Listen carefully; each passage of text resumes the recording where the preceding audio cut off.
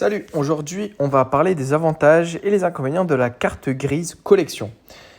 Déjà, si tu as une ancienne voiture, je te conseille d'aller sur ce site cartegrise.com. Ici, en rentrant ton code postal ainsi que la plaque d'immatriculation de ta voiture, tu pourras estimer le prix de ta démarche. Donc certains avantages sont, premièrement, le véhicule doit avoir plus de 30 ans pour qu'il soit éligible à la mention collection si conforme à l'origine. Le contrôle technique sera allégé tous les 5 ans au lieu de 2 et dispensé pour certains véhicules très anciens. Les plaques rétro noires sont possibles, donc ce look un peu plus ancien qui est très apprécié par des collectionneurs.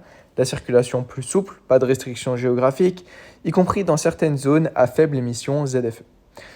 Aussi l'assurance potentiellement moins chère, donc usage occasionnel, prime spécifique, collection. Et en cas d'accident, le véhicule ne sera pas forcément déclaré épave. La carte grise collection protège davantage. Certains inconvénients et des limites à connaître sont que l'usage est limité, pas d'usage professionnel autorisé.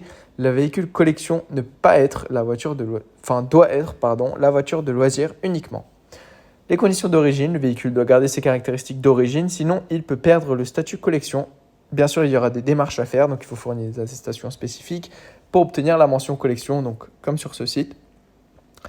Ainsi que les coûts et les formalités, selon les assureurs, les contrats collection peuvent être spécifiques à bien analyser. La carte grise collection donc peut être un vrai atout si tu possèdes un véhicule ancien que tu utilises pour le loisir, moins de CT, plaque rétro, liberté de circulation. Mais il faut bien peser les contraintes liées à l'usage et aux démarches admin